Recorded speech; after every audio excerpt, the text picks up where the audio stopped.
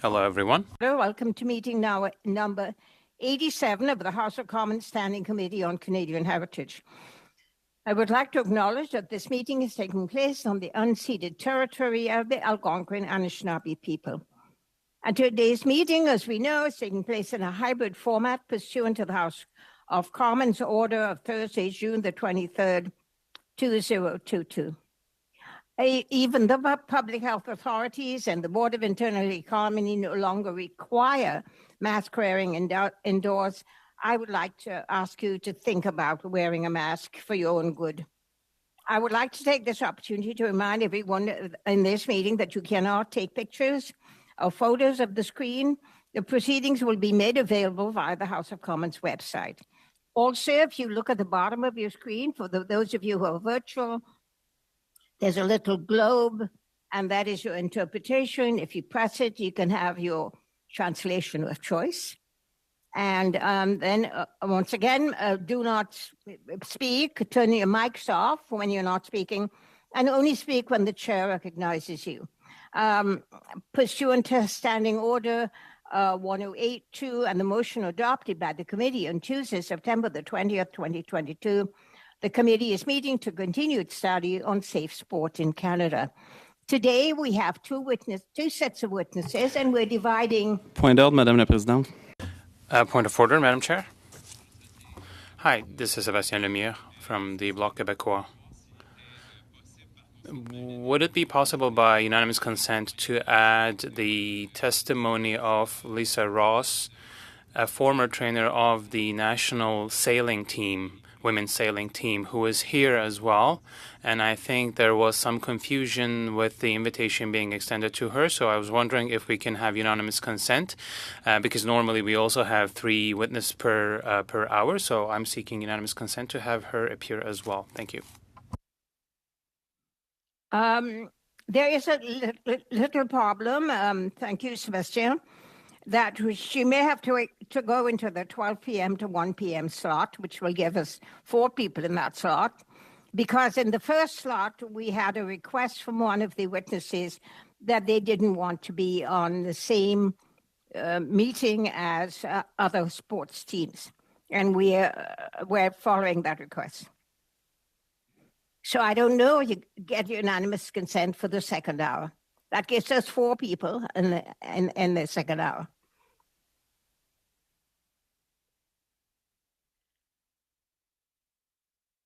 I have Ms. Gladue, who has her hand up here. Thank you, Chair. Yes, Marilyn? Very good.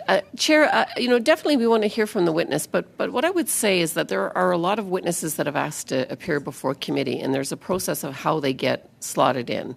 And I wouldn't want to create a precedent of people showing up at committee to think that they can join committee. I think that's not the way that we operate. And so, although I do want to hear the testimony, I don't want to hear it today. I want to hear it follow the normal protocol. Thank you, Ms. Gladue. Any other comments? Does everyone disagree? Anyone disagree with Ms. Gladue? Seeing no hands up, I think... Je suis évidemment des... Well, I do not agree, Madam Chair. I would rather be able to hear the witness. Thank you. Who said that, Sebastian? Oui. Yes. Okay, thank you. Well, I think I'm going to have to ask the committee if we have unanimous consent. Is there unanimous consent? If you do not consent, please raise your hand. All right, Ms. Gladue said no, we do not have unanimous consent, Mr. Lemire, so I'm afraid we're going to have to ask the witness to speak at another time, and the clerk will look after that. Thank you. Now, we have in the first hour from 11 a.m. to 12 p.m. Ms. Susan Ock, Olympic medalist and former Chief Executive Officer of Speed Skating Canada. And then we have ban ads for gambling, Carl Subban. Ms. Ock, you will speak for 5 minutes, and you can begin now with your opening statement. Thank you. Thank you, Madam Chair, and the entire committee for inviting me to speak today. I am struggling a little bit with asthma right now, so please bear with me. As a child, I ran track, played ringette, and swam at the local pool. I bike raced around Birds Hill Park, and of course I skated on frozen ponds. I cherish the time that I spent doing sports as a child. These positive beginnings set me up for a lifelong love of sport and drives my passion to see sport delivered safely and fairly and inclusively for all Canadian athletes.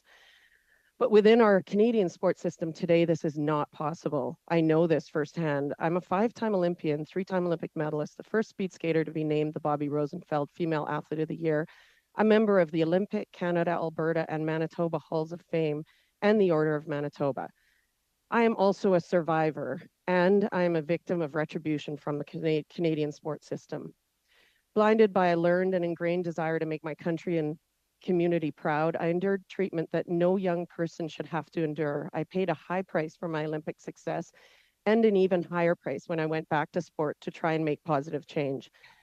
The verbal abuse, sexual harassment, and isolation began when I moved to Montreal and again when I moved to Calgary to pursue speed skating internationally.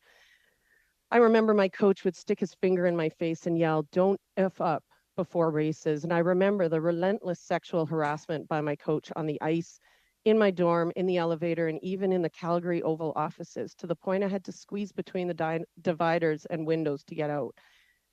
When I finally reached my breaking point and told him to F off, I was suspended from the team. I used to think that I became focused and resilient because I was able to survive this abuse, but no young Canadian needs to go through that to win medals. It's impossible to know what I could have achieved had I not had to waste energy just surviving the system. Systemic problems in sport cause this enabling of these abuses and result in retribution for anyone who speaks up or tries to make change. In the early 2000s, when the podium was created and sport began receiving much needed funds to help support athletes to compete with the world. By 2006, we saw amazing results. Now, OTP is fully funded by taxpayer dollars and is involved in much more than just directing funds to high performance, which has been problematic enough. The OTP CEOs and directors impose themselves at National Sport Organization staff interviews, and now even at CEO and ED interviews. OTP and the Canadian Olympic Committee put themselves between HP staff and the organization, generally undermining the employer. OTP pressures CEOs to keep National Sport Organization staff they prefer, regardless of problematic culture they create or the blatant overspending of taxpayer dollars. Generally, anyone OTP prefers is protected by OTP, and we see that from the constant revolving door of fired then rehired people in sport. The worst, OTP puts pressure on sports to refrain from reporting allegations if it risks Olympic medals, even when the allegations are harassment or sexual in nature. In 2006, after I reported a sexual harassment by the president of SSC, the CEO did mediation instead of an investigation, which allowed the perpetrator to step down with accolades. The bystanders, including SSC staff person, were not interviewed or investigated, and the victim, after signing an NDA, was left isolated and gagged. I was left exposed. When I became the interim CEO by one of the bystanders to the incident, became a director, and last summer, despite my objections to the president, he became the chair of the SSC HR committee. I was terminated shortly thereafter, even though SSC was in the best shape it's been in many, many years. CEOs are in an impossible situation. If we hold on to our convictions and prioritize our duty of care for the athletes, or we satisfy and please OTP and the COC and we become their puppets. Sport Canada generally stayed out of the conflicts. I have been subjected to baseless and nameless complaints that don't amount to anything, but they are sure scary to navigate.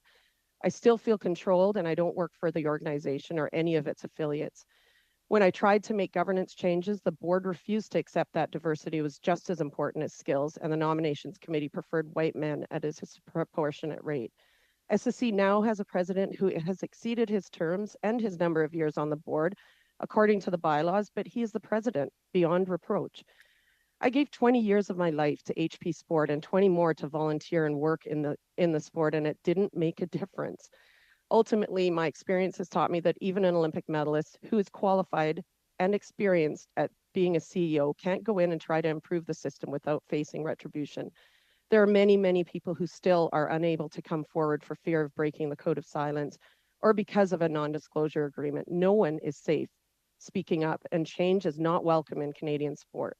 For this reason, the sports system will continue to erode and possibly implode if we do not immediately enact a national inquiry and abolish NDAs that cover up wrongdoing. Thank you very much. Thank you very much, Miss. Am I pronouncing your name properly, Miss Och? It's Auch Och is the right okay, way, thank but you. Auch is how Canadians say it. So. Thank you. And I'm going to go now to Mr. Subban, Carl Subban, committee member for ban ads for gambling. For 5 minutes, please.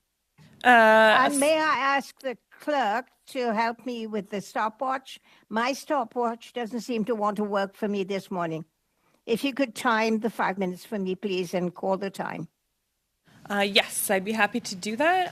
Just to note that Mr. Subban is having trouble connecting. He's still on the phone with IT.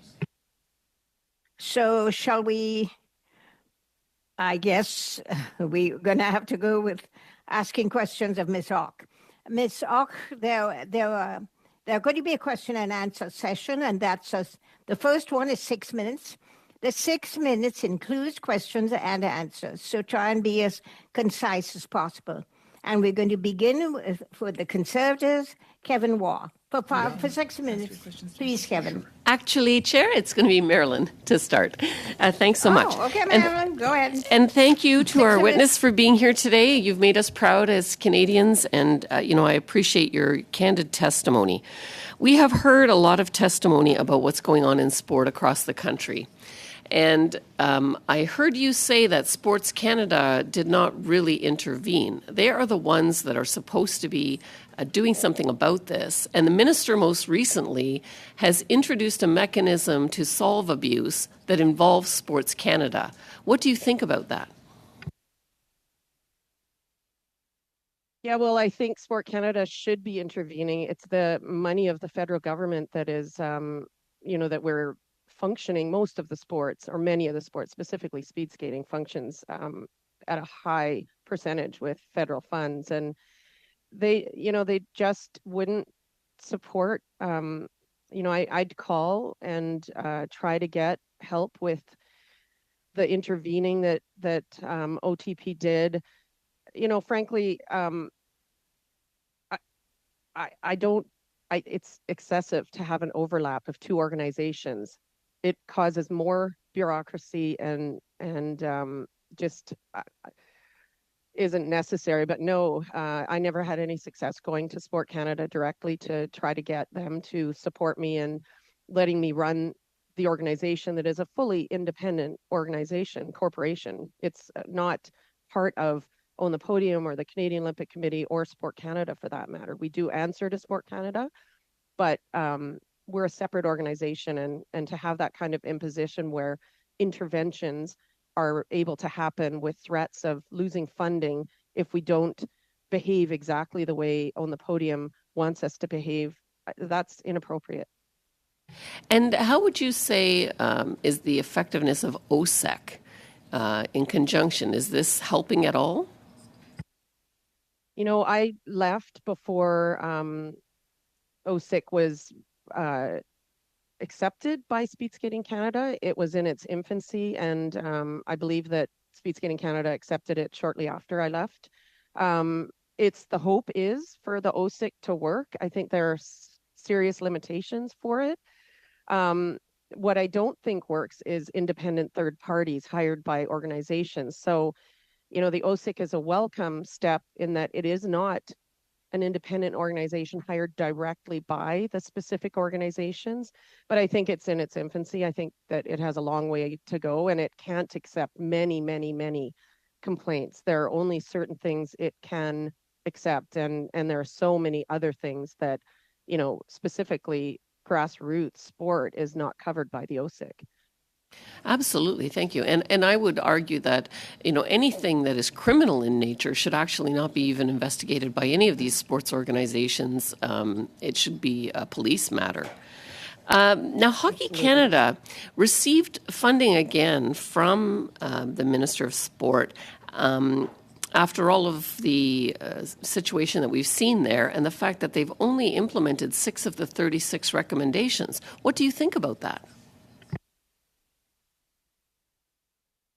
You know, I don't know a whole lot about Hockey Canada. I mean, I, for one, really tried to implement Sport Canada recommendations that came directly from the Prime Minister. And I think, you know, that was one of the fun parts of the job. It was one of the things that made me feel fulfilled. That being said, you have often very strong boards that oppose. You know, you're as a CEO, you're balancing so many different things. You're balancing trying to please the athletes and get them all to World Cups. And we know that no one has unlimited funds to do those things. And we have boards who simply don't necessarily always want to move forward. Now, I know that hockey has federally implemented board, or I'm not sure how they were instituted, but I would think that they are trying to make the changes, but I suspect that it's difficult. You spoke a little bit about the retribution that you received, and we've heard from other testimony that anti-retribution legislation would be important, as well as getting rid of these NDAs. Can you comment on that? Yes, for sure. I mean, retribution is one of the ways that we're all silenced, of course, right? That if we say something, there will be retribution to you individually or to the organization, and withholding of funds, or, you know, just online social media. NDAs are a way for organizations, not just in sport. Sport is kind of the one that's in the public eye, along with, you know, the arts sector, and we have an opportunity to lead the way and abolish NDAs to cover up bad things. And for sure, that is one of the simple things to do. I know it's somewhat complicated because NDAs also protect important private, you know, corporate information, but they should not be allowed to be used to cover up bad things, for sure. And my final question is, you described that as somebody that is in a position of CEO that has been there longer than his term and is against their own bylaws. What's the mechanism to appeal that, or to get Sports Canada to take action there? Yeah, well, I mean, what I said was that the president, who is an elected member, has overstayed his maximum 8 years and his maximum 4 terms. There is, you know, a way that they could have made a special permission, but I did a search through the Freedom of Information, and Heritage Canada doesn't have any of the resolutions that would have allowed him to stay longer. And I don't, you know, if a president wants to do something similar to what happened to me in Manitoba, president wants to impose their might through their policies and through the power they have. I mean, they have an unbelievable amount of power, and they have the funds behind them. They have the legal defense that usually the people that are fighting them don't have. So it's difficult. It's very difficult. Very good. And any final recommendations that you want the committee to consider? You know, I would really encourage trying to lower the bureaucracy in sport, not lower the funding, because it is much needed, but adding a level of bureaucracy was, you know, maybe helpful when the meddling and bullying and imposing wasn't so strong. But now when we see these people in interviews and demanding to be in interviews with organizations that they are not a part of, with the threat of intervention. I am so sorry to interrupt. I just wanted to flag Dr. Fry that the 6 minutes are up.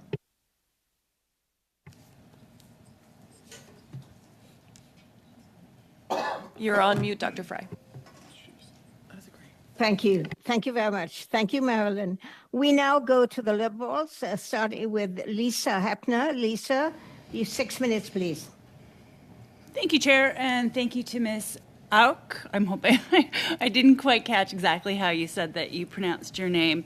I have to tell you, I was also playing ringette in Calgary in the 70s and 80s, and so I'm wondering if we encountered each other back then, maybe on opposing teams. But for me, it was always a really positive experience. I learned teamwork. I learned how to get better at sport, how to improve my skills. We had really great bonding moments when we went away as a team to different towns to play tournaments. And so for me, I'm trying to reconcile that experience with what happens. I mean, I was never at the level where I was going to be an Olympic athlete. So I'm wondering if that's where this system breaks down and the culture breaks down when we're talking about athletes who are, really at a higher level. We're not just hearing from skaters here at this committee. We're hearing from all kinds of different sports. So I'm trying to see if maybe is there a link between, the abuse that we're seeing in all these different sports, and does it happen at a later level? Like when we're talking about higher level athletes, is there a problem with how we're training people to get to that higher level? Is that where the culture breaks down? Maybe you could opine a little bit on that. Well, I think things have really changed since the 70s and 80s. I think sport has become much more professionalized and regulated than it was when we were children. And I think that is part of the problem throughout the grassroots level all the way up to Olympic level sport or professional sports. I think sports now are pressuring children to specialize into individual sports too early. We were able to do many sports. I played ringette until I was about 15, and I was going to the Canada Games shortly after that in speed skating and in cycling. So that, I think, doesn't happen as much now because people are trying to develop these little robots that are going to win Olympic medals. And I think it's the sport organizations that are allowing this to happen. Certainly, I tried to implement a better long-term athlete development program before I left SSC, and one of the goals was to allow children to be children on the ice before we make them into little professional athletes. And 99% of the athletes won't do that, won't get up there. And what they get out of sport, they get when they're children. They get all the discipline and the development, the kinesthetic sense, the muscle use that they get, the aerobic and anaerobic systems development, and the friendships and the powerful communication styles that they get, that they learn from sport. That is what sport is all about. Then a few get to go on a little further and become Olympic medalists. We need both to inspire sport and healthier living. We need the Olympic medalists and the national sport heroes, the professional athletes, to inspire the families and children to go into sport. But we also need the children, who are the bulk of our sporting system in Canada, to enjoy their time as athletes and not be pressured to go into a direction that might not be suited for them. I was fully suited to be an Olympic level athlete. I loved the stress. I loved competition, but I'm not sure most kids love that anymore. It's just not for everyone. And why are we pushing children to do that sooner than they need to? So would you have recommendations about how to protect children at that level? Do we need more supervision? Is there a plan? Any suggestions that you might have for us? Well, we need organizations to absolutely follow their own policies. Policies are there for a reason. Conflict of interest, parents being involved in coaching and leadership positions. Conflict of interest documents aren't just to say, I have a conflict of interest and let everyone know. Once you have a conflict of interest, you're biased. You don't have the ability to say, I'm not going to be biased. You don't have that anymore. And so that is a huge part of it. Policies on keeping parents away possibly from their children's development in sport, and being spectators only, not being coaches and administrators and volunteers at board levels. It's tough, I know, because we need parents to be volunteers, but there has to be some way to control the outside interference of not just parents. And I'm saying coaches who want to make their own little team, for example, a swim team, the only team that is succeeding at sending athletes up to the national levels, right? So they compete against each other. We need a better positive rivalry system in Canada rather than this competition system that is negative and forces coaches to feel like they're forced to hurry up and develop young athletes to be at the best in the world. It's not healthy for everyone. Thanks very much. Would you say that better mental health or psychological supports would be helpful here? Absolutely. Access to mental health support as a young athlete would be teach them potentially how to assess their surroundings and say no to things better. I mean, that's one of the problems, right? Is children just idealize their coaches, and it's tough to say no, I don't want to do that. So for sure, mental health and support in being socially stronger would be great for young athletes. All right. I think that's my 50 time. 50 seconds, Lisa. There you have 50 seconds. Okay, well My then... stopwatch has begun to work. All right, then let me ask whether you seconds. think that we need better cooperation between provinces and the federal organizations. How do we bring everybody together so we're on the same page? You know, honestly, I think we have to take the system apart and rebuild it. A national inquiry is probably the only way to do it. This system with the PTSOs and the provincial sport organization and the NSO and then the multi-sport organizations that are all fighting for a piece of the pie, that is what's difficult in this system today. Thank you very much, Lisa. That's it. Thank you. Now, I note that Mr. Subban is here. Has he been cleared for takeoff, clerk? Yeah, we can ready for the face-off, ready to drop the puck. All right, so then we can have Mr. Subban present to the committee for 5 minutes, please. Okay, thank you. And I want to thank you for this opportunity to appear before the Standing Committee on Canadian Heritage on behalf of the Campaign to Ban Ads for Gambling. I am Carl Subban. What I'd like to do is to take some time just to share our position. The campaign is a group of sports-loving Canadians deeply disturbed by the proliferation of content of advertising for sports betting during televised. Madame la Présidente, juste un point d'ordre. Madam Chair, a point of order. Can we ask the witness to adjust the microphone? To over your mouth, please. Okay. Could you please do that, Mr. Subban? Okay, can you hear me now? Just it better? a little higher from the mustache level. Is it better now? Is it better? No. Can you just be sure then you have a distance with your mouth and the micro? Yeah.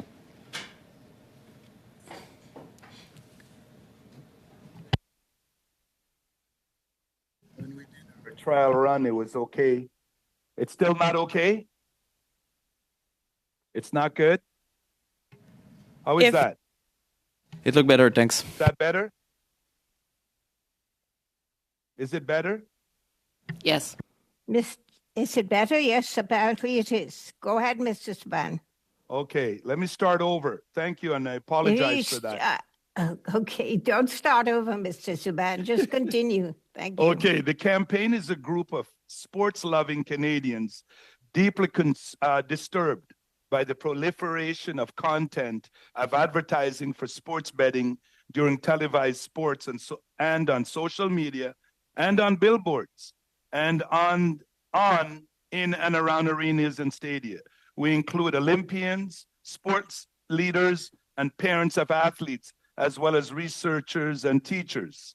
Such is the harm created by the ads for gambling that we urge Parliament to ban such advertising the same way, for the same reasons it previously banned advertising for tobacco, to minimize harm.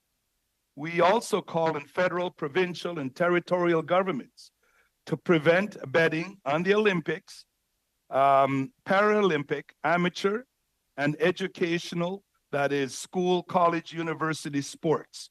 We see it as a safe sports issue. In the first place, the exhortation to gamble, that's urging people to gamble, demeans the spirit of the sport and creates a powerful external pressures upon athletes to perform in ways never intended. Instead of the athleticism, kinesthetic beauty, and ethical values, intercultural respect, and communal spirit of sports, sports betting reduces meaning to whether a team or a play achieves a point spread or within a game parlay is made.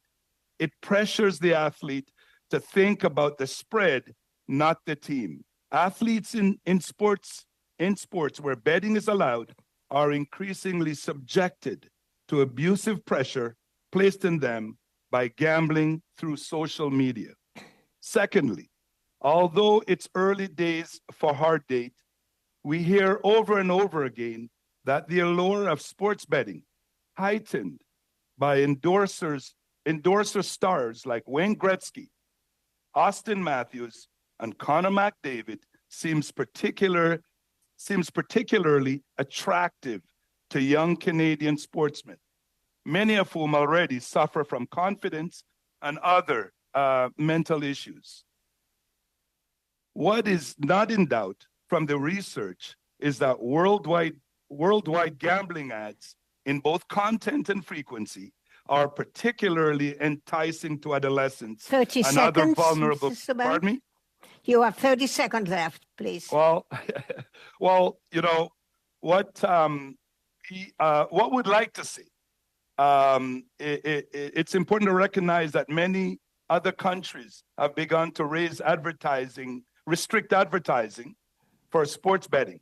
Italy and Belgium have banned ads altogether, and other European countries restrict ads to times and venues that are not seen by children and youth. We want to see a restriction in the use of sports celebrities and superstar athletes, and we want to ban these sports betting ads. Thank you, Mr. Subban. You may elaborate during the question and answer session. So now we go to the question and answer session that we're having here, and we're going to go to Mr. Lemire for the Bloc Québécois. Sébastien, 6 minutes, please. Merci, Madame. Thank you, Madam Chair. Ms. Ock, thank you very much for your testimony. Now, given the circumstances, I think your call for an independent public inquiry is very strong. It's necessary. And I'd like to hear you comment on another recommendation that was brought to the committee. And I think it wasn't a testimony like yours. And the recommendation was to separate sports from the heritage budget, because there's a bit of a promotion of Canadian pride in that. So what do you think about this important recommendation that was presented to the committee? Yeah, well, I have always wondered why sport is in heritage. It seems more like it would have a better place in the health portfolio in Canada. I mean, I think that it is a source of pride, obviously, but that comes every 4 years, one for summer, one for winter, so every 2 years. And it's just a few, right? So to me, the biggest benefit of sport is mental and physical health and well-being. And why it's not in the health portfolio, I guess maybe sport is afraid of not getting enough in that portfolio, but definitely it should be its own portfolio. And I mean, it is important. It is such a critically important part of the life of a child to be able to play and do sport. And why it's not its own portfolio is always shocking to me, for sure. La question. So we have to ask this question to ourselves, that much is clear. So based on your experience, can you tell us a bit more about how people working in different organizations, be it the OSIC or the Canadian Olympic Committee or On the Podium, it seems to be a sort of a revolving door situation in these organizations. Of course, experience is helpful, but sport culture ends up not changing because it's the same people coming from the same mold over and over again, furthering this culture of silence and creating these abuse situations. So is this a situation where the committee should, put the emphasis and bring about changes to the way in which candidates are assessed when they are being considered for such positions in these organizations? Well, I think a national inquiry would definitely just bring out some of these negative things that keep happening. I mean, I saw the Boxing Canada new CEO on speaking in the committee last week, and he's a 10-year veteran of Own the Podium. He was their high-performance advisor, and those advisors were unbelievably bullying to me as a CEO of the organization and also to my staff as high-performance directors. They cost a lot of money. I don't understand. You're right. There's a revolving door. There needs to be more discretion, I think, on where the person came from, why they left the last organization they were with, what happened in that organization. I mean, I talk about a CEO that allowed a sexual assault to basically be exposed in the most minimal possible way because he was friends with those people in the car. And then he goes and gets hired by another NSO, by Jim Cann. And now we see all the problems at Jim Cann. I mean, these people cannot just be quiet because they want to keep their jobs and have organizations like Own the Podium and COC rehire them and place them into new organizations because they threaten CEOs, the CEOs that don't want to give in and be puppets. They threaten them with funding losses. It is an epidemic in sport right now, and I think the NSOs could actually help the grassroots level if the NSOs were allowed to function the way that, those mostly well-being or well-meaning CEOs would like them to function when they get into sport. We get bullied into focusing on medals at all cost.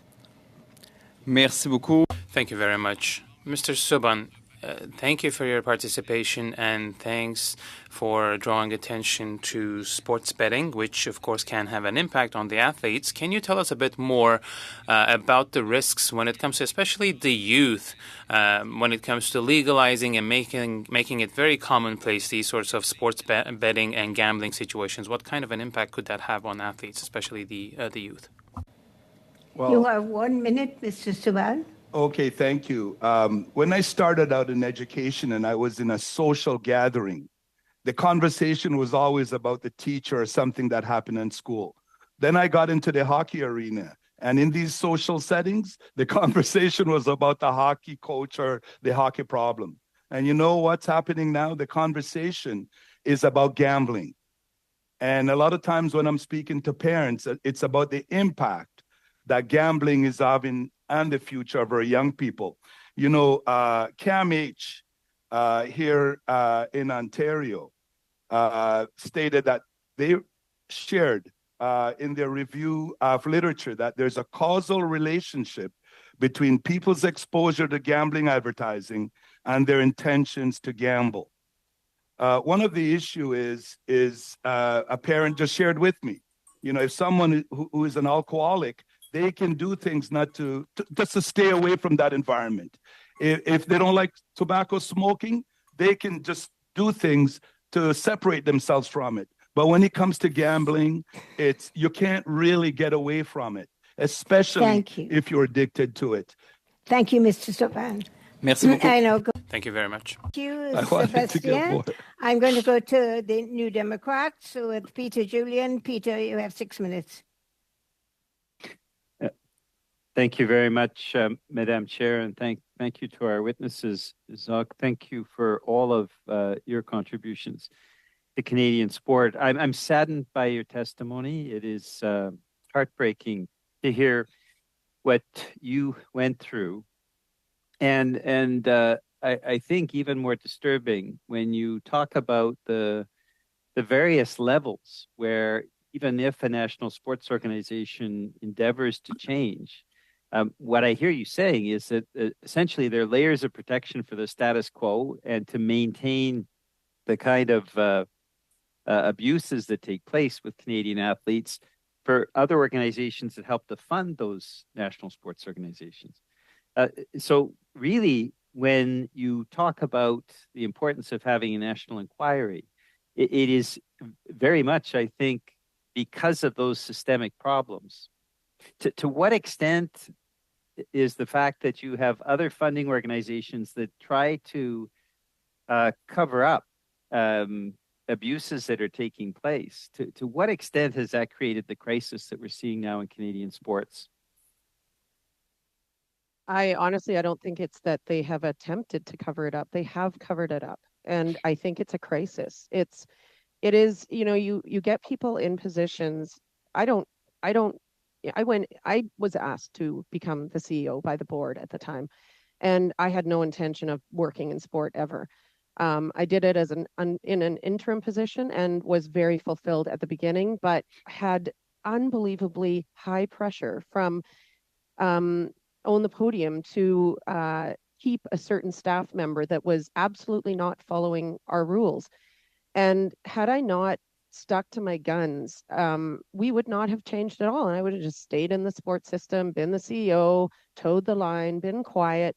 And this happens, I think, every day. But I pushed it and said, no, we're not continuing with this when this culture is a problem. Well, On the Podium basically threatened me right after that with an intervention, set up a high performance management group and barred me from it in my own organization in exchange for funds.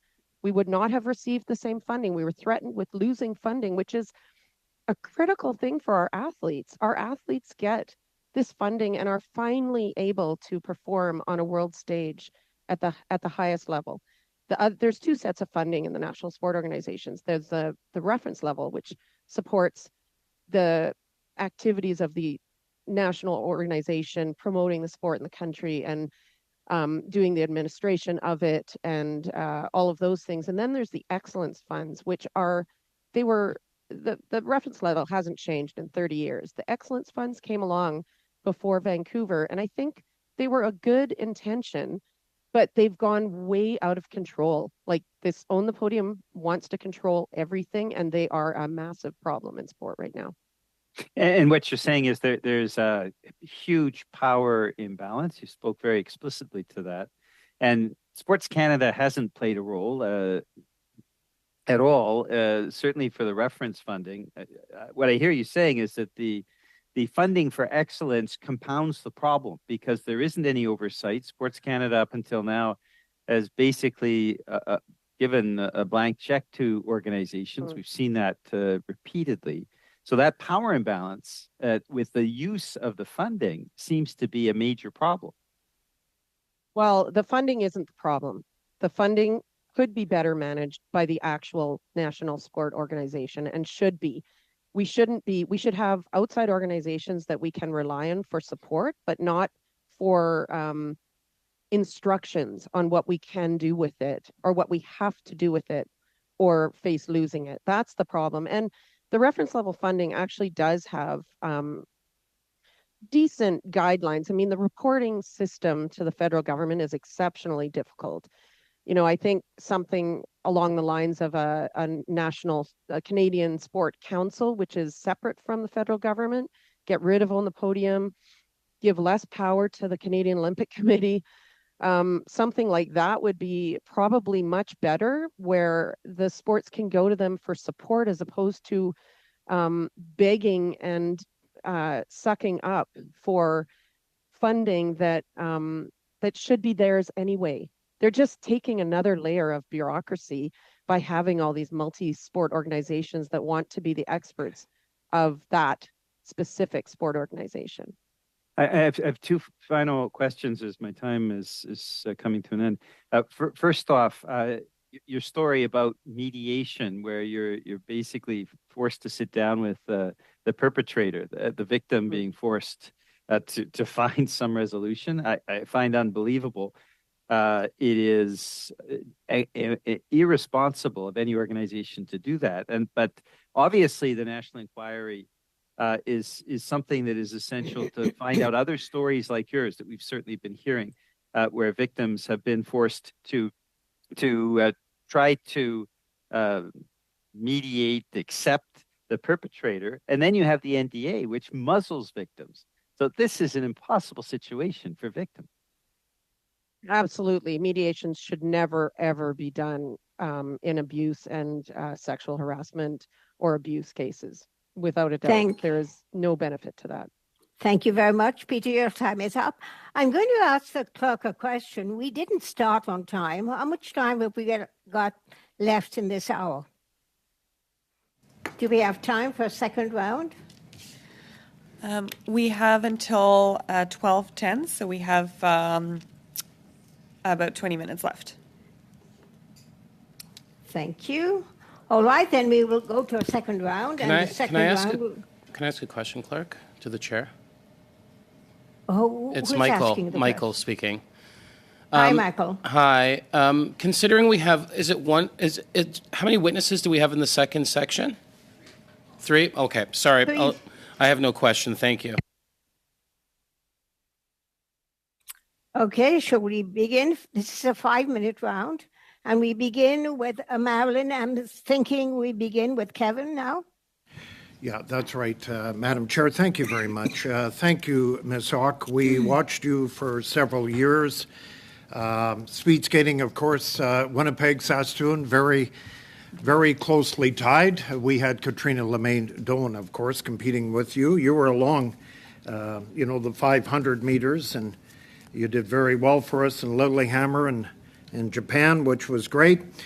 One thing, on the podium, if you don't mind me saying, as a former broadcaster, so when we were preparing for Calgary Olympics in 1988, and then we saw, what that gave the country, that was a sense of pride back in 1988. And of course, you know very well what the Vancouver Olympics did in 2010. So, at the time when On the Podium came on, it was all about medals, and I agree with you. But when you're hosting a Winter Olympics like we did in Calgary and Vancouver, it's very important to get on the podium. So, I listened to what you said about On the Podium, but I kind of disagree in one way. In 2010, we needed Canadian athletes and teams to be on the podium. And I think it gave this country a sense of pride. And I know you weren't involved. I don't think you were involved in 2010, but I just would like to hear your thoughts on On the Podium and what it was supposed to do more than anything in 2010 for Vancouver. As I said, the intentions of On the Podium were excellent. I was actually a commentator with TSN with the conglomerate in Vancouver for short track. So I was there and I experienced that as probably one of my most enjoyable Olympics. The money, as I said, is not the problem. The problem is that On the Podium has evolved since 2005, I think, when it came into action. At that point, we had high performance directors frustrated with the interference a little bit, but they didn't have high performance advisors assigned to sports and designed to tell the experts in those sports what they had to do exactly with the money. It is the amount of work our high performance directors go through to try and please On the Podium is incredible. And the experts in our sport are our hired high performance directors. On the Podium could have a place, but not the way it is right now. It is absolutely an organization that interferes and bullies national sport organizations unless you toe the line. And again, a national inquiry would expose all of this. It would allow us to see if there is some sort of organization that might work better than an On the Podium type. for sure, I agree with you. Medals are exciting when we have a home Olympics, and we want them. We do. We but do. that comes But with the on the money. podium, you have said get rid of it, set up a sports council. We have some sports councils in our provinces. What would that look like if you set up a sport council and got rid of the OTP? Well, I'm not actually saying get rid of OTP outright. Part of OTP does benefit us, but it overlaps with the Canadian Sport Institutes and the Coaching Association and all of those other multi-sport organizations. I think that what would be helpful and what I was frustrated with was the lack of nimbleness that a Sport Canada type federal organization can handle. And my only sort of experience is with Alberta when I got into real estate, and instead of an Alberta Securities Commission guiding the real estate in Alberta, it had a real estate council of Alberta that was able to be a little bit at arm's length from the government organizations, so it could function the way it needed to be as efficient, cost effective as possible, but also nimble, being able to make decisions and be there to support the organizations they are actually supposed to be supporting. So I think one of the problems is we get very bureaucratic in Canada, and I'm not sure why sport is governed by a federal organization as opposed to a council. I think that would be a much better thing. But again, a national inquiry would answer so many of these questions. I don't have all the answers, for sure. I am not an expert in this realm. So 27 seconds. 27 seconds left. We've talked around the table. We want former athletes involved. You were involved.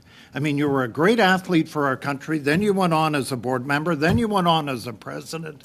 Why did you get forced out in October of 2022? The sports system does not want athletes involved. Not at the volunteer or staff level. That's a farce. I was prejudiced against because an athlete can't possibly know enough about running an organization. A woman athlete and a woman president who were athletes can't possibly know how to run a sport organization. It's not what you think. We are not that wanted once we're done sport. We are very wanted when we're athletes, but we're not that wanted for our expertise once we're done. Thank you. Thank you, Ms. Ock. And then I go to, for the Liberals, I go to I go to Michael. Michael? Yes, thank you, Madam Chair. 5 minutes, please. Thank you so much, and thank you to our witnesses here today. My question is going to be to Mr. Subban. Nice to see you, sir. It's interesting. I was thinking we worked at the school board together. We worked provincially together, and here we are in this forum. So it's nice to see you again. The issue that you've brought up is a very important issue, and I agree with you 100%. But I want to tap into some other expertise. I know that you were there building the sports strategy for Ontario. I know you're a successful educator, a principal, and also the father of 3 NHL players. So I wanted to just tap into, I'll just remind you of a little story. I don't know if you remember this, but about a decade ago, I called you because a coach called me. And the coach had some problems. He had a young black player who was there. And he kept being harassed. The N-word was constantly being used, and the coach called me and asked me to speak to him. I said, Carl would be better equipped to talk to this young man. So it's an issue that you and I have talked about many, many times. Now, safe sport, racism obviously has a place in this conversation. We haven't had a lot of expertise come in to talk about this, but could you, from your experience, talk about maybe the current state of hockey in particular when it comes to racism, if you're okay doing that? Yeah. I don't. You can hear me there. I know there's some. I don't know why the echo. Are we okay now? Hello. Yes, please go ahead. Okay, yeah. Thank you. Nice seeing you again. And in terms of racism in sport, I mean, obviously, when we started out, we did not look like, the typical hockey family. and there were so many obstacles in our way, and obviously one was our skin color. And when we started out with PK, my first son, everyone knew who PK's parents were, because we were the only people of color in the arena. And now things have changed. When my last son, Jordan Subban, was drafted to the OHL, I think there were 17 kids of color that year. But that's good. But unfortunately, there is still this lingering problem in the arena. And obviously, cost is a problem, but obviously racism is a problem. The GTHL struck an independent committee. I was one of a number of people on that committee who came up with, I believe, 44 recommendations of how we can make the sport more welcoming and safer for the growing diversity of people in our arenas. I'm going to share this with you. 1970, when I came to Canada, and I didn't like this new home environment. And when I looked out the window, I didn't see anyone who looked like me. And they didn't speak like me, because all the kids on my street spoke French.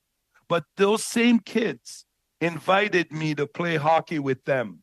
And I think in some ways that spirit is missing in our arenas today. And I think that we're taking steps. I think Hockey Canada is they're the leader. And I think that they're moving us in the right direction. I think hockey organizations around Canada are taking steps to move us in the right direction. And I sit on the board, the GTHL board of directors, and I sit in the hearings.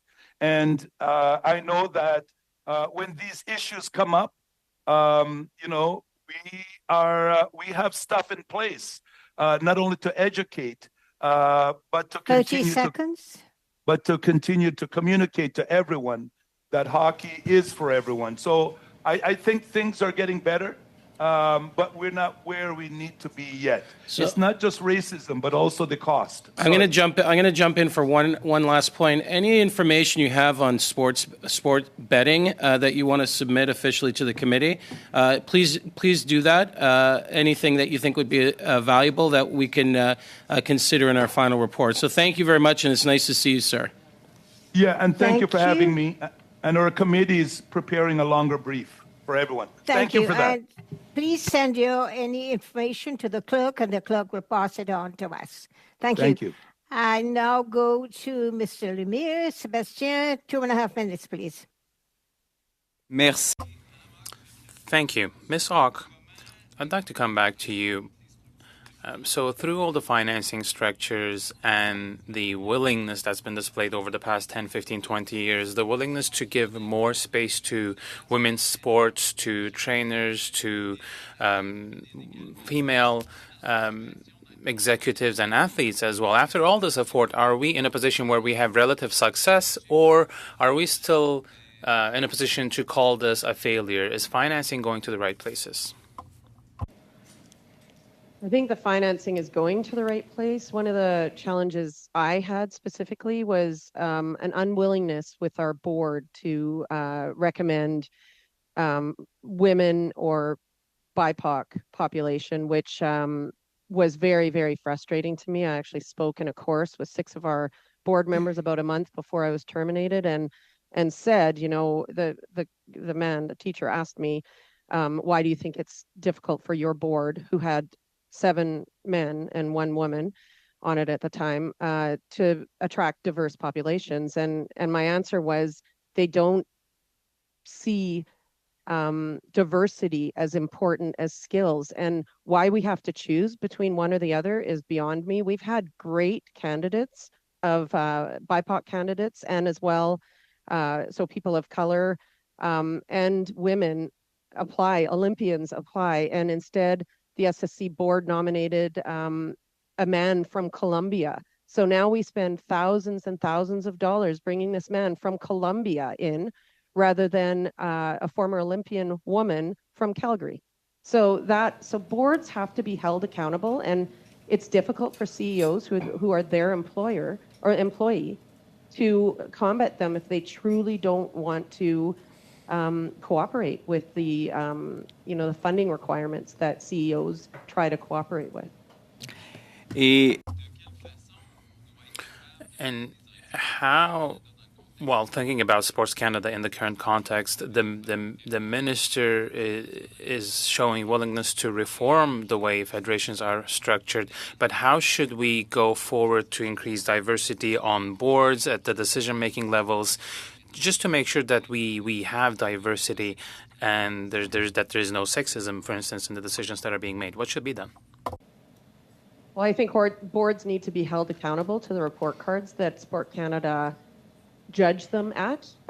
Sport Canada didn't hold our board accountable at all. They just ignored the report card and didn't do anything about it. That is one way to do it. I mean, I guess, Merci beaucoup. Thank you. Sorry. Thank you very much. Up, Sebastian, and I've Peter Julian, and I'm going to suggest that we end there, not do a second half, because we have to go to the next hour. Thank you. So, Peter Julian, for 2.5 minutes, please, Peter. Thank you very much, Mr. Subban. I think one of the things that has been a recurring theme over the last year is we've been in investigating and looking for recommendations around safe sports is the power that money has had in disrupting in a very real sense the system and not putting in place all of the elements that are required for safe sports. In a sense, money has flown freely without any sort of checks and balances. And is this not really part of your message to us as committee and to Canadians, that what we really need is safeguards, and the fact of having gambling ads, for example, helps to bring more unchecked money into the sports system without on the other side, having the safe sports foundation in place? Yes, I agree with you 100%. We need to have more checks and balances in place to monitor, for example, the volume of ads. We know what it's doing, that it is encouraging. Like I read something somewhere where it's like we're spoon feeding the addiction to young people because we don't have enough restrictions in place. Yes, absolutely. Now, my final question to you is really in relation to safe sports. Given your long and very distinguished career, are there other recommendations that you can offer to us on things that need to be put into place to ensure not only that athletes are safe at all times, but also that the public, as we've seen with some of the horrendous allegations on Hockey Canada, that the public is protected as well? Yeah. The reasons are there. Like in the UK, where betting legislation has expanded since 2005, people are speaking out.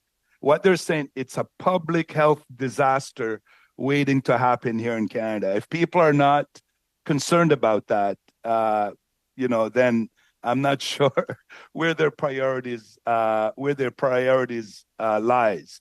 So we just want to see restrict the volumes. We don't want to see these superstar and these celebrities in these ads, promoting it, especially to our young people. Thank you, Mr. Subban. Yes. I think the time is up. I want to thank both of you, Ms. Ock and Mr. Subban, for coming in, being witnesses of this meeting today. And I think we're going to, can't get that word out with my breathing. I think we're going to suspend until we get the next hour going. Thank you very much. Thank you. Thank you Thank very you for much. having me. All right.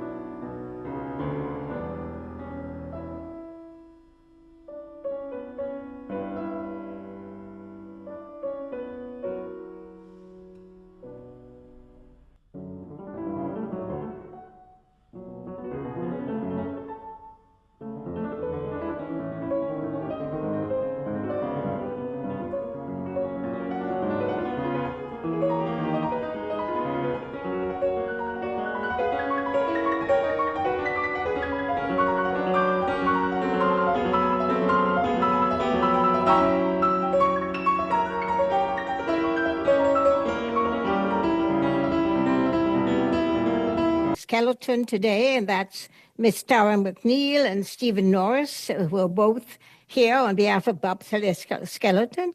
Then we have Rugby Canada, Mr. Bumbrace and Ashley Lewis, who are both here on behalf of Rugby Canada. And we have Skate Canada with Deborah Armstrong as the CEO. Now, there's a little, for those of you on virtual, there's a little globe at the bottom of your screen, and that's your interpretation, so you can press it to get your language of choice. Then you have 5 minutes to present, and the 5 minutes is for the organization, not per persons. So you're going to have to share your time, or one of you be the only speaker. And then we have a question and answer session. So I should begin with Bobsleigh Skeleton. Who is going to be speaking for you? I will. I'm Ms. McNeil for 5 minutes, please.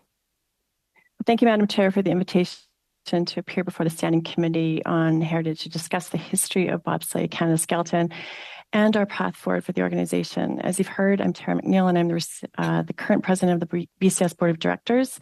I'm joining you today with fellow board member and respected sport leader, Stephen Norris. I took over as president just a short while ago in November of 2022 after accepting the nomination from our athlete membership community to let my name stand after a difficult couple of years for the two sliding sports in Canada. I can tell you I took on this volunteer responsibility because I truly care about the physical and psychological safety of all of our athletes, coaches, staff, volunteer officials, and anyone and everyone who's remotely connected to the sport. Please let me reinforce that one safe sport issue is one too many. Myself, along with the newly developed board of directors, lead by ensuring everyone at BCS now operates in a culture of respect, fairness, and kindness. This, Madam Chair, is completely non-negotiable. Bobsleigh Canada Skeleton is a not-for-profit organization whose mission is to create, nurture, and support world and Olympic champions. In addition to our coaches, we have a lean organization with only 2 full-time staff members, 1 part-time staff member, and 2 consultants. Our small but mighty team over the years takes great pride in our rich history at the Olympic Winter Games dating back to 1964. Tradition of excellence was created with nearly 6 decades of sustained medal-winning performances. These high-profile women and men representing Canadians from coast to coast are integral members of their communities, role models for youth, and inspiring all of us to be better at school, business, home, community, wherever. It is our belief that every athlete achieving their personal goals through a healthy and enjoyable journey is also a vehicle for developing a healthier population and a more united Canada. Yes, we have succeeded on the field of play, but like any mission, there are many hurdles to overcome and struggles to endure. It's no secret our organization has had its share of challenges over the last number of years, operating without a day-to-day chief executive officer, and we're now at a crossroads. Trust from partners has been broken, relationships damaged. It's now time to shape our new vision for the future of our sport organization. So rebranding with new values will come, but right now our focus is on restoring the basics, providing operational stability, implementing good governance practices, ensuring BCS is compliant with the Canadian Code of Good Governance, and creating a supportive culture that ensures wellness for all participants, including athletes, coaches, staff, board members, volunteers, and officials. I can tell you, working with our national sport partners, including Sport Canada, it has been our top priority at BCS to work together to rebuild trust and healthy relationships within and outside of our organization, at the same time while reestablishing a strong foundation for the creation of a more promising and sustainable future on and off the track. The newly formed board of directors today is committed to this pursuit, and we will get this right.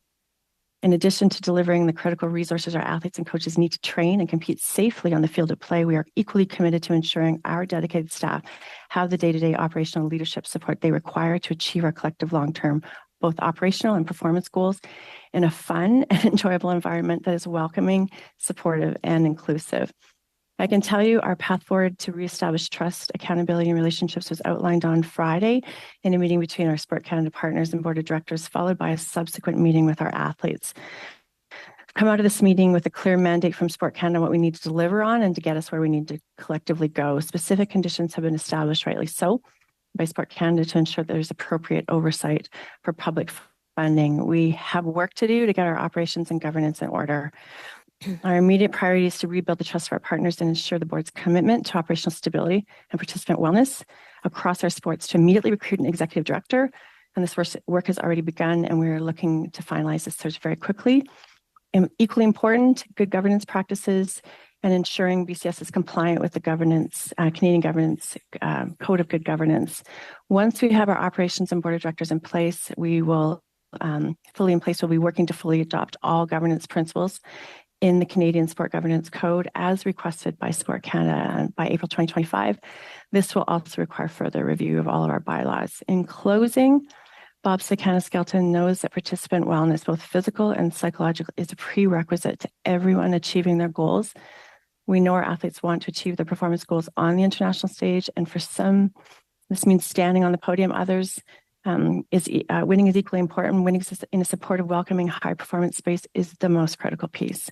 The health and well-being of all of our people in the community throughout the performance pathway is most important. Significant work remains ahead of us, but I assure you, change is happening. Creating a healthier, safer, more inclusive place for all is and will always be our top priority moving forward. We will hold everyone accountable to putting our people first, treating all with respect, fairness, and kindness, and this is not a choice, and we will never settle for good enough. Thank you, Ms. McNeil. Thank you very much.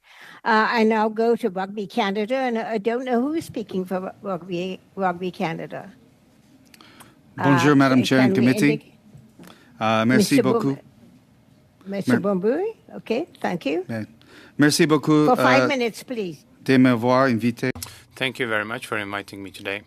I would like to thank the committee for your ongoing work to make sport in Canada better and safer for everyone. Our mission at Rugby Canada is to provide lifelong rugby experiences to clubs and communities across the nation that will inspire participation by people of all ages, abilities, genders, and ethnic backgrounds so that they may be healthy, active, and contribute to their communities, whether that be through playing rugby, coaching, officiating, volunteering, or supporting. In rugby, we pride ourselves on being a sport for people of all physical shapes and sizes, as well as a sport with strong values of integrity, passion, solidarity, discipline, and respect.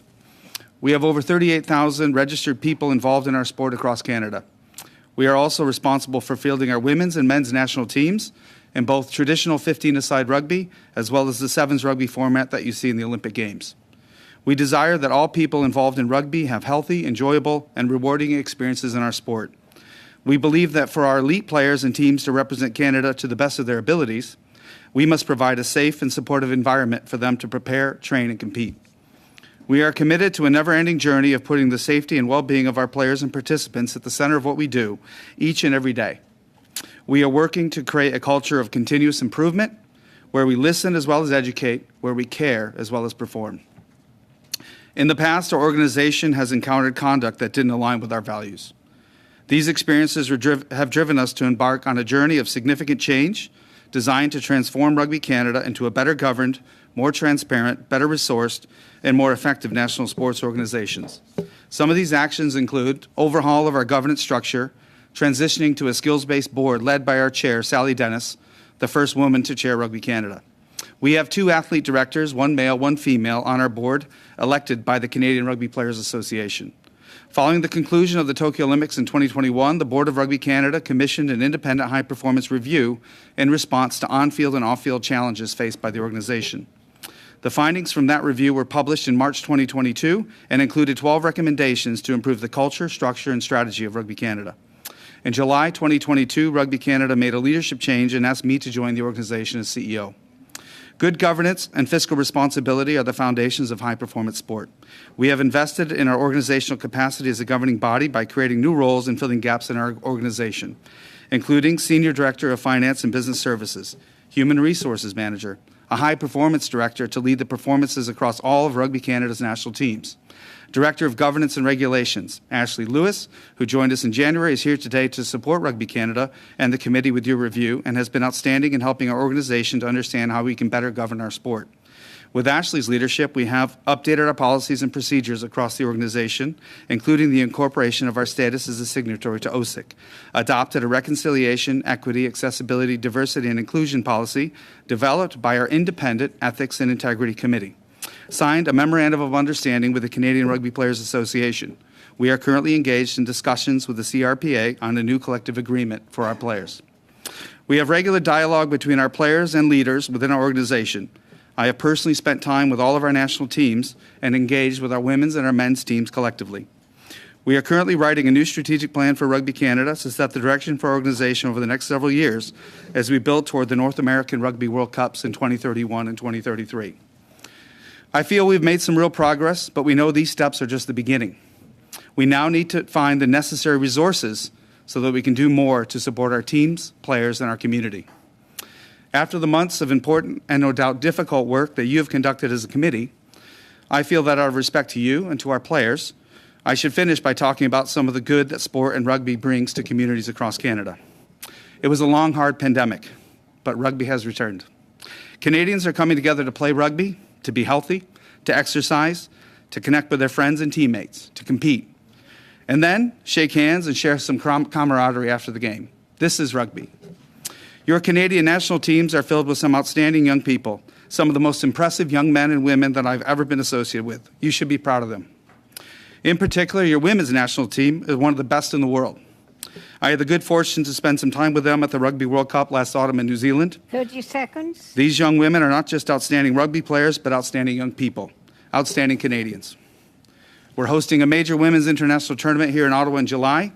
I invite each member of the committee to attend and spend some time with these women. I assure you they will inspire you as they do me. They will make you proud to be Canadian. Respectfully, they deserve our support. Thank you for continuing your work to improve sport in Canada. We still have much to do. Merci beaucoup pour votre attention. Thank you very much for your attention. Thank you, Mr. Bumburies. Then I'm going to go to Skate Canada. Ms. Armstrong for 5 minutes, please. Thank you, Madam Chair, for the invitation to appear before the Standing Committee on Canadian Heritage. My name is Deborah Armstrong, and I am the Chief Executive Officer of Skate Canada, a role I have held since November of 2016. Skate Canada is a not-for-profit national sport organization that is focused on teaching Canadians to skate. Our programs are delivered by 1,200 skating clubs and schools and thousands of coaches across our country. And last year, we supported 200,000 registrants to lace up their skates through our programs. If athletes wish to pursue further skills, they can enter our figure skating pathway as a recreational or competitive athlete. We are proud of the community of skaters we have created and always strive to create a safe and inclusive environment. Any violations of misconduct are unacceptable in our sport. As a mother of 3 daughters, all of whom participated in sport, and now a grandmother to 3 children, the issue of abuse in sport is not only part of my professional life, but of huge importance in my personal life.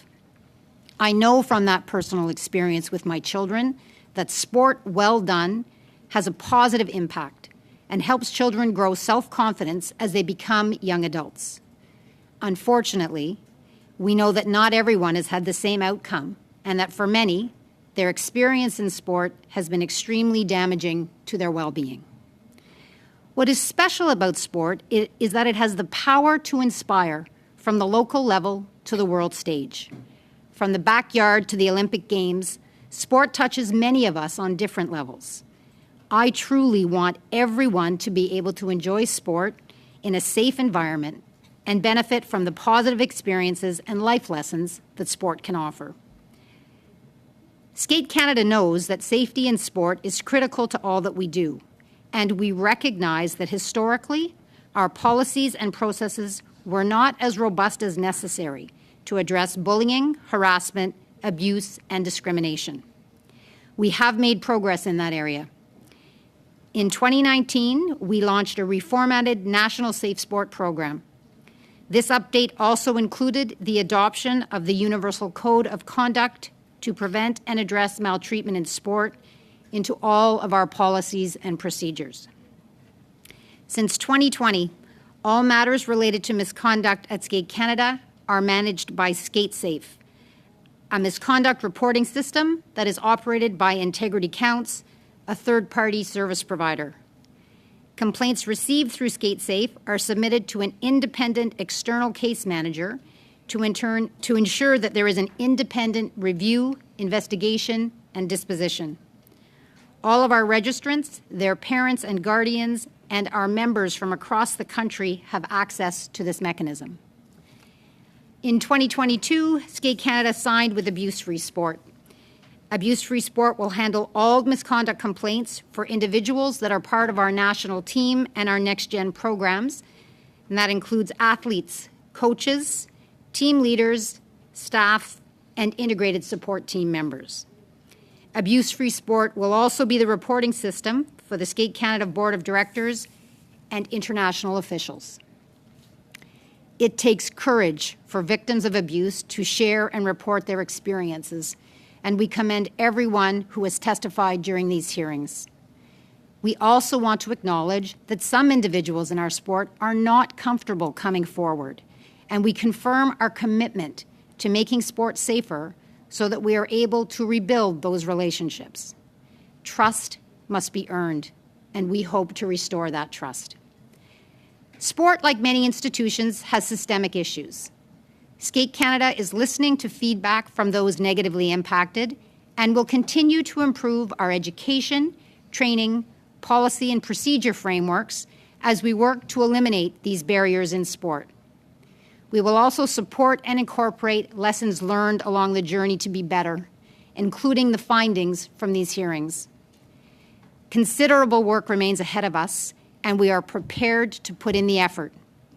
We will hold ourselves accountable and be vulnerable as we make skating more inclusive and a safer place for all. 30 seconds. As a community, we must provide an environment where everyone is respected, valued, and supported to reach their full potential. So in our case, they can truly experience the joy of skating. Thank you, Madam Chair. Thank you, Ms. Armstrong. Now, everyone, we have votes coming up. I think there are 30-minute bells that are going to begin soon, so we may only have time for one round of questioning. So I shall begin with the questions, which will be 6 minutes, and it begins with, I think, do I have Ms. Thomas as the first Conservative up for 6 minutes? Thank you, Chair. Is it Ms. Thomas? Yes. Thank you. 6 minutes, please. Thank you, Chair. Thank you. Sure. So my first question here goes to Bobsleigh Canada Skeleton, to you, Ms. McNeil, and that is this. It came to our attention that 82 athletes, more than 80 athletes, called for the resignation of the former President, Sarah Story. It's my understanding that many of those individuals who wrote that letter championed for you to come forward and offer leadership to the organization. I can appreciate that you're wanting to reform the culture. A part of those allegations that came forward by those 80-plus athletes were part of those allegations were against Chris Labihan, who now currently serves as the high performance director. He has served in that role for quite some time. He's still there. And so I'm curious then, if you're looking to transform the culture of the organization, you've now signed on with Abuse Free Sport, OSIC.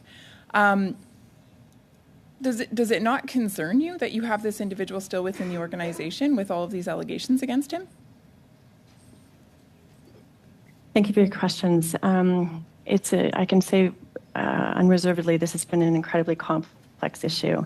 I'll start by saying, first of all, that when I came in, I said right away that I was going to give everyone the benefit of the doubt, although I knew those allegations were in place. We set out, the individual that you're speaking about had expressed deep concern that he was the recipient of abuse and he was treated unfairly. And that was my first week on the job as I discovered that. And so we went into an organizational crisis, really, truthfully, to sort of ascertain what was going on, what was coming down the pipe. I had countless meetings with our partners about this. Legal counsel to support, to investigate what to do to best support the staff, because they reported that it was they had a very harrowing experience at the hands of the athletes. So imagine my surprise and concern about all of this. And so with that, we sought careful legal counsel as to how to manage all the circumstances. We were in daily contact with our sport partners as to how to manage, and we brought on a CEO as quickly as possible, an interim CEO, to be able to do a very extensive deep dive into the staffing concerns. And also at the same time, to be frank, our assets were frozen, our finances were frozen. We didn't have access to even understanding how to put staff on leave. We've had a very challenging time, but we are in the process right now of working towards a new staffing plan, and largely that is at the hands of some changes with our sport partners right now. Thank you. Sorry, I'm just in the interest of time. I'm going to keep sure going. Thing, yeah. Thank you. Thank you. I guess my question is this then. Now that you've signed on with OSIC, where's the accountability? Has Sport Canada reached out to you in this regard? I mean, you have more than 80 athletes who have signed a letter of concern or issued concerns here. So I guess my question is this. Has Sport Canada reached out to you? Has there been any accountability from them? Specifically, we've had daily discussions about that almost on a weekly basis. With Sport Canada? With Sport Canada, with members of Sport Canada and on the podium, we had an outstanding legal case to be resolved in the Kaylee Humphreys case that has just now been, was affecting the parties concerned and that investigation. So that is now put us in a place of not being able to make decisions readily without legal consequences. So we have been awaiting the rulings from that particular case, which my understanding is. Thank you. And I appreciate that you brought up Miss Humphreys because, of course, she was, Canada's best bobsledder and chose to go to the United States of America because of her abuse, the abuse that she experienced, I should clarify. And so those allegations were not taken seriously, and so she went south of the border, and I think that's to Canada's shame. So again, my question is then, now being a signatory to OSIC, being a signatory to abuse-free sport, what changes do you see being made in the future in terms of that accountability mechanism that takes place with Sport Canada? Well, number one, we have instituted an immediate sort of athletes communication pathway whereby the athletes have had direct contact with all members of our sport partners, our community. We've been meeting with them regularly to ascertain sort of what they need for safety and security. In fact, that started the week I started, meeting with the athletes, talking about them, figuring out what we can do in the interim, given our complex situation to support them in the daily training environment. We've made allowances to make sure that we've had separation from key individuals that were concerned and affected until we could have clarity legally around the alleged abuse case around the Humphreys case. Our hands were, I'm being honest, our hands were tied in being able to deal with this. So we have, there has to be a formal complaint and a third-party investigation completed by Chris. And so we've been sort of left with a bit of a struggle, but we have, I've spoken to the minister personally about this. And what we can do. So I'm not going to mince words. We're struggling, but we are looking to we're bringing in resources right now with an executive director and legal counsel to help us support a transition. Point of order, Madam Chair. It's Chris. I apologize to Mrs. Thomas for interrupting her, but the bells are ringing, so I was hoping there was unanimous consent that we could get through this round of questions. I see no one disagreeing, so thank you very much, Chris, for that. I now go to the Liberals, Anthony Housefather. Anthony, 6 minutes, please. Thank you very much, Madam Chair. Much appreciated. And Ms. McNeil, my first question's to you again, so if you wouldn't mind coming back. I want to thank my friend Rachel for having asked the questions I was going to ask, and I do think you're a bit of a hero for actually agreeing to step up to become president of Bobsleigh Skeleton Canada in this situation. I wanted to ask, do you have any existing NDAs in place with athletes that preclude them from speaking publicly? No. I'm aware of. Perfect. And I wanted to ask the same question, if it's possible, to both figure skating and rugby Canada. Ms. Armstrong, would you perhaps answer that? Not that I'm aware of. Perfect. And through Rugby Canada? Not that Whoever I'm wants to aware answer? of, no. Great. A second question, a lot of the issues, of course, have involved abuse by coaches, allegations about coaches. And what we saw in our investigation of Soccer Canada, for example, was that there was no coherent policy that once the national organization became aware that a coach was, committing infractions that led to suspension, termination, that anybody across the country became aware of the fact that that coach should not be hired, leading to coaches popping up in other provinces. So could you, perhaps again, starting with Ms. McNeil, speak to what policy you now have related to coaches so that it's a smaller sport, less coaches in the sport, but that everybody would know if they shouldn't hire a coach? Well, we're in the process of rewriting all of those policies. We've submitted some to OSIC, obviously, in terms of signing on as a signatory. At the present, what we are enacting right away here, coming in the end of June, is our emergency mental health plan through Game Plan, whereby we're having organizational counseling to, first of all, understand, manage an organization in trauma and how it has affected people's perceptions, mental health, how they treat each other, how they treat themselves, what they allow to be treated, how they allow themselves to be treated.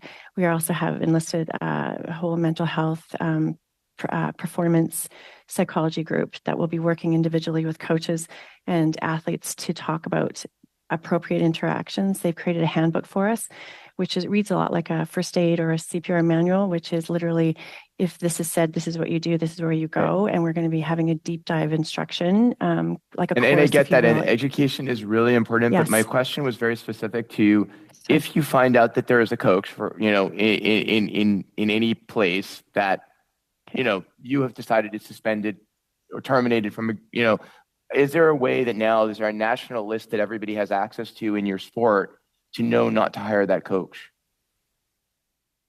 We don't have a specific policy about that yet, but we are working on it. Perfect. Ms. Armstrong, your and sport certainly is, sorry, thank you, Ms. I just need to get to everybody. Ms. Armstrong, your sport obviously much more evolved in this and a much more well-funded sport, has more concrete policies in place. You have a unique situation where athletes hire their own coaches, and coaches are not necessarily working with entire teams, but at a higher level are working with 2, 3, 4 athletes. Can you talk to what you have done with respect to protecting athletes if you determine a coach has engaged in misconduct? Well, thank you very much for the question. We have a public registry of sanctioned and or permanently expelled coaches. We also have a tool that's called the Coach in Good Standing tool that all of our clubs across the country have access to. If a coach is sanctioned, i.e. temporarily or permanently expelled, we immediately notify the provincial and territorial sport organization and all clubs in that jurisdiction. But as I mentioned, everyone in our system has access to our public registry. And which I appreciate very much because it's kind of unique, and which I also noted, Ms. Armstrong, that in your board minutes, you actually have discussions at the national board level about requests for reinstatement, it doesn't just get buried by a staff member. You are actually discussing it at the board. Yes, that's correct. Our particular position is that our membership is very important to us, and so that if we are going to take a decision to expel and ultimately reintegrate, it is important for the Board of Directors of Skate Canada to opine on that decision. Agreed, which is a good model of governance that I appreciate when I was reading through your board minutes, which are very detailed and very impressive in terms of how you handle that versus the other sports organizations that I've seen in the country thus far. Can I ask also rugby? You've recently had an issue with a coach. Could you talk to us about whether or not there's a public registry? We have a sanction list available on our website that shows, but so we have a list on Rugby Canada's website. Fantastic, and I'm hoping bobsleigh skeleton will hear from that and take that step as well. Ms. Chair, Madam Chair, I think my time is probably up now, correct? You have 1 minute left. I do. Anthony? Yeah. Well, thank you. It's a 6-minute round. Thank you, Madam Chair. So one last question to Figure Skating Canada. One of the issues that has come up, I know this is somewhat away from say the safe sport issue, is the idea of how people are chosen for national teams and the subjectivity involved for example, when you can override a decision of who came first or second at nationals to determine who goes to the Olympics. I was wondering if Skating Canada has had any comments on trying to create a more objective process rather than the subjective one that has existed to date. We have a transparently posted selection criteria for all national and international championship events, which we make available to all of our athletes. You are correct. There are a series of different events that go into the determination of that. The good news about figure skating is that competitions are determined by scores, and so we do have objective criteria that factors into the overall consideration, and we do make the criteria publicly available to all of our athletes so they are aware of how decisions are made. Thank you, Ms. Armstrong. And I'm going to ask the clerk how we're doing for time, because I wanted to go for 12 minutes with Mr. Julian and Mr. Lemire. How are you doing, Clerk? There's 20 minutes remaining till the vote, so if you take 12 away, that would give us 8. I think 12 minutes. Okay, people are that's willing. great. Thank you. So we'll go to Mr. Lemire. Sebastian, 6 minutes, please. Merci, Madame. Thank you, Madam Chair. Ms. Armstrong, I'd like to ask you some more questions about what you did with your athletes. So on the 27th of April 2023, you received a complaint from a figure skating athlete from the Excellence Center in BC. And this is Champs International Skating Center that I'm referring to. There seems to have been problems with trainers within your organization. Did you have a discussion about this at the board level? Thank you again for your question. You are referring to the letter we received for Figure Skating for Change Canada on April 27th. This matter was brought to the attention of the Board of Directors of Skate Canada. We immediately responded to the open letter. It is an open letter that is anonymous. It does not name any particular athletes. We are very disturbed. We are very disturbed when allegations like this come to our attention. And so we immediately provided links to Skate Safe as well as to Abuse Free Sport. And we then took the initiative to send the information we received in that open letter on the 27th directly to Skate Safe, our investigator. We have no knowledge of what's happened since we've sent it there, and we have an ongoing dialogue with Figure Skating for Change. We are hopeful that we can work together with them to ensure that any of these allegations, and we do not had no previous knowledge of the allegations, any of these allegations are thoroughly investigated. Merci pour Thank you for your answer. Did the complaint change anything in your day-to-day business or your relationship with the athletes or the different organizations? For instance, in January, there was a lot of sympathy being poured out on social media, Alexa, Racket, I believe. So did you, for instance, conduct an investigation into this specific incident? Madam Chair, may I ask for clarification? I was not able to understand the first part of the translation. Could I ask that it be repeated, please? Yes, please repeat, Sébastien. Thank you, Madam Chair. So since you received this open letter, did you change anything in your day-to-day with the athletes, your relationships with the athletes? Did you change anything since the open letter? I apologize. We are not aware of the athletes who are involved in this particular set of allegations that are raised in the open letter. So we have had no change in our approach to athletes since that time. But in terms of athletes in general, has there been any change in terms of the relationship between your organization and athletes in general? No change since that time. We have what we believe to be a very, very robust and solid relationship with all of our athletes. Our policies and procedures are transparent, clearly posted, and we make ourselves available for any clarification any of our athletes need. Athletes have stated that the executives of Skate Canada have not sufficiently dealt with complaints in the past. So do you recognize any responsibility on your part with what's happening at Skate Canada? As noted earlier in my comments, we certainly recognize that in advance of our change to our National Soy Sport program in 2019, our procedures and our processes were not as robust as they needed to be. So to the extent that there are complaints that relate to a time prior to the current system, we acknowledge that there were gaps. We encourage anyone who has suffered any misconduct in advance of that time to please avail themselves of the current policies and procedures. They do apply retroactively as well, and we will take every action that we can to rectify matters that are brought to our attention today. Merci. Thank you. Mr. Bombries, I'd like to ask you a question about in 2020, there was a series of complaints. 37 current and former players declared publicly on social media that they had filed a complaint against Rugby Canada for psychological violence, intimidation, and abuse that had gone on for too long, they said, within the organization. So I'd like to hear you on that. The investigation remained confidential. Why did you not reveal the recommendations to come out of that investigation? And what was it that motivated you to keep that process essentially a secret instead of sharing the outcomes and the solutions with us? I wasn't part of the organization at that time. My understanding that there was an independent process and conclusions were drawn, and we took action to make changes at that point. I can't really comment about and that was made public at that time, and that's what I can say about that. Do you know if there were NDAs when it comes to the complaints filed by athletes?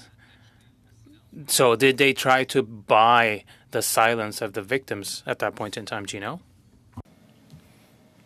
Not to my knowledge, no. Parfait. Okay. Madam Chair, I'll let my time go so that Peter has the time so that we can go vote. Thank you. Thank you, Peter. Julian, Peter, for 6 minutes, please. Thanks very much, Madam Chair. Thank you to our witnesses for stepping forward. I mean, these are all three organizations have had serious allegations levied against them, and so it's really important that your testimony for helping us to move forward in terms of the recommendations that we will be putting forward when we finish our report. Ms. McNeil, I'd like to start with you. You testified earlier that Sports Canada has applied conditions around funding for BCS. Can you share with us those conditions? Yes, they haven't been provided to us in writing at the present time. We'll hope to have that shortly, but I can share. It's been shared with our athletes and our staff that they have applied conditions to receiving our funding, including an executive director in place, changes to our governance. In adding, we're missing, key members of our board of directors. We're on the hunt for a treasurer right now and another board member to make sure our bylaws are written, that there's staff board training, which we're all undertaking currently right now. We are in the process of already rewriting our bylaws. Those are some of the examples they've given us. There will be a significant reduction in some of our funding. And we will be on a probationary period for 1 year, whereby we want to ensure that our organization is stable from an operational perspective. We have our governance buttoned up with respect to the bylaws and ensuring that we have an educated and functioning board, which we are working hard at already. And they will reveal those to us, those specific guidelines. They've just communicated this to us personally. Dr. Norris and I had a meeting up front with them about what they were in planning to do. We just now met with our board. They met with our board on Friday, just days ago, and with the athlete group to inform them that there is change on the horizon. And one of those changes I will share is that our core sports status for bobsleigh has been suspended temporarily, and we have to work hard to make sure that we can get that back, as well as support for some of our development athletes. But It's understandable. We actually asked for more accountability. It was one of the things I did right away. I said, if you make us more accountable, hold us more accountable. We want that. We need that.